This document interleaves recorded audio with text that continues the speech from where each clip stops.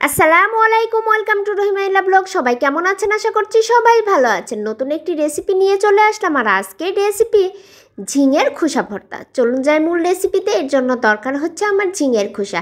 আমি ঝিঙাগুলো খুব ভালো করে ছিলে তারপরে খোসাগুলো ধুয়ে আমি ছোট ছোট টুকরা টুকরা করে কেটে নিয়েছি। এই যে দেখতে পাচ্ছেন, ছোট ছোট টুকরা টুকরা করে কেটে নিয়েছি। আর এই রেসিপিটা অনেকের কাছেই অজানা। আর আজকের এই ভিডিওটি দেখে আপনারা বাসায় একবার চেষ্টা করে দেখবেন এই অজানা রেসিপির ভিতর আছে কতটা মজা। শুকনা কড়াইতে আমি কয়েকটা কালো জিরা টেলে নিয়েছি আর তেলের উপরে কয়েকটা শুকনা মরিচ ভেজে নিলাম। তারপরে এই তেলে আমি পেঁয়াজ, রসুন এবং কাঁচামরিচ ভেজে নেব। নর্মালি আমরা যে অন্য ভর্তা বানাই, পটলের খোসা বা অন্য ভর্তা, সেই রকম করেই ভর্তাটা করতে হবে। আর এই ভর্তাটা যে এত মজা আমার নিজের কাছেও অজানা ছিল। আমি শুধু গল্পে শুনেছি যে ঝিঙার খোসা ভর্তা করা যায়, কিন্তু আমি প্রথম এই ভর্তাটা করলাম আর প্রথমেই বাজিমাত। এতটা মজা হয়েছে কি আর বলবো, না খেলে আপনারা বুঝতে পারবেন না। এই তো পেঁয়াজ, রসুন, মরিচ ভেজে তুলে নিয়ে তারপরে সেই তেলের উপরেই দিয়ে দিলাম ঝিঙের খোসা। পরিমাণ মতো হলুদ এবং পরিমাণ মতো লবণ দিয়ে আমি এটা ভালো করে সিদ্ধ করে ভেজে নিব। এর জন্য আমি খুব সামান্য পানি দিয়েছি।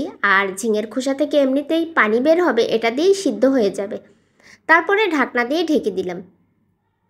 যারা এই খোসা ভর্তা সম্পর্কে এখনও জানেন না, তারা পুরো ভিডিওটি দেখবেন এবং বাসায় একবার চেষ্টা করে দেখবেন আসলেই কতটা মজা লাগে এই ঝিঙের খোসা ভর্তা। এই তো নেড়ে চেড়ে বেশ কিছুক্ষণ ধরে আমি রান্না করে নিচ্ছিলাম। এবার পানিটা শুকিয়ে গেছে, এবার খুব ভালো করে ভেজে নিব। একদম গায়ের পানিটা খুব ভালো করে শুকিয়ে নিব, যেভাবে আমরা ভাজি করি। এই তো হয়ে গেছে আমার খোসাটা ভাজি করা। তারপরে শুকনা পাটাতে আমি কালো জিরা আগে ভালো করে পিষে নিচ্ছি এবং শুকনা মরিচ সামান্য লবণ দিয়ে আগে ভালো করে পিষে নিচ্ছি, না হলে পরে কালো জিরা আর মরিচ পিষলেও ভালো করে পিষা হয় না। এর জন্য শুকনা পাটাতেই মরিচ আর কালো জিরা আগে পিষে তারপরে ভেজে রাখা পেঁয়াজ, রসুন এবং কাঁচামরিচ খুব ভালো করে পিষে নিচ্ছি।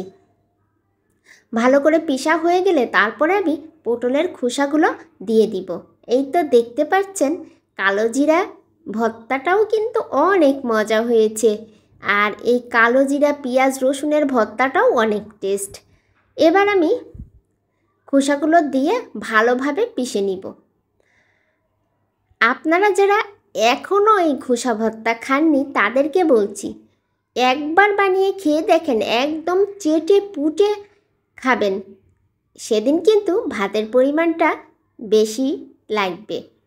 এই যে দেখতে পাচ্ছেন ভর্তা আমার করা হয়ে গেছে। এবার আমি লবণটা টেস্ট করে তারপরে সরিষার তেল দিয়ে দিলাম। সরিষার তেল দিয়ে খুব ভালো করে হাত দিয়ে মেখে এবার আমি ভর্তাটা তুলে নিব।